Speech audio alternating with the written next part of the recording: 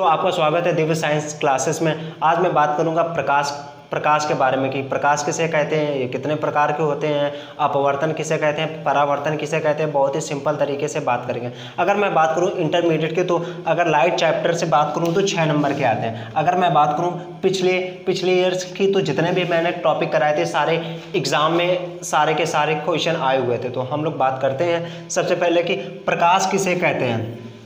और ये पहला टॉपिक है। आज हम लोग ऐसे सीरीज पे लेकर चलेंगे ताकि इससे जितने भी रिलेटेड कोई भी क्वेश्चन बनेगा, न्यूमेरिकल बनेगा, पहले हम लोग थ्योरी बेस चीज़ें करेंगे, थ्योरी के बाद हम लोग न्यूमेरिकल करेंगे। तो सबसे पहले हम लोग बात करते हैं कि प्रकाश किसे कहते हैं। तो प्रकाश एक प्रकार की ऊर्जा है। अगर आपसे पूछा जाए तो अगर प्रकाश क्या है, तो प्रकाश एक प्रकार की ऊर्जा है जो स्वयं नहीं दिखती है परंतु वस्तु का ज्ञान कराती है।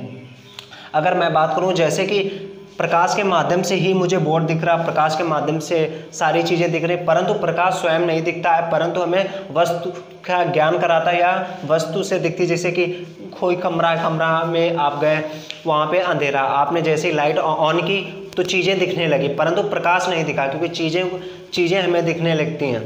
और मैं बात करूँ प्रकाश की चाल कितनी होती है निर्वात में, तो 3 × 10⁸ मीटर प्रति सेकंड होती है।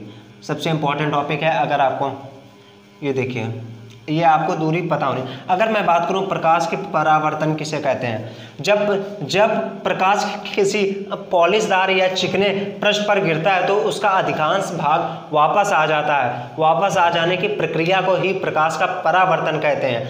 आपको बहुत ही अच्छे तरीके से, अगर मैं बात करूं पिछले साल की, तो इससे क्वेश्चन आया था, आपसे पूछा गया था कि प्रकाश का परावर्तन किसे कहते हैं। तो आप एक बार अच्छे से समझ लें, जब प्रकाश किसी पॉलिशदार या चिकने पृष्ठ पर गिरता है तो उसका अधिकांश भाग वापस आ जाता है। वापस आ जाने की प्रक्रिया को ही हम प्रकाश का परावर्तन कहते हैं। और मैं बात करूं कि प्रतिबिंब किसे कहते हैं। प्रतिबिंब किसे कहते हैं, इमेज किसे कहते हैं। जब हम किसी दर्पण के सामने किसी वस्तु को रखते हैं, जब हम किसी दर्पण के सामने किसी वस्तु को रखते हैं तो दर्पण पर बनी हुई आकृति को ही प्रतिबिंब कहते हैं। अगर मैं बात करूं प्रतिबिंब 2 प्रकार के होते हैं, एक वास्तविक,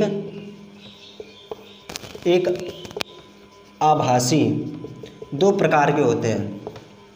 और अगले में टॉपिक में बात करता हूं कि गोली दर्पण किसे कहते हैं। आई होप ये चीज़ें आपको बहुत सिंपल तरीके से समझ में आएंगी। तो अगली स्लाइड में हम लोग देखते हैं, पहले एक बार इसका रिवीजन करा देते हैं कि प्रकाश किसे कहते हैं।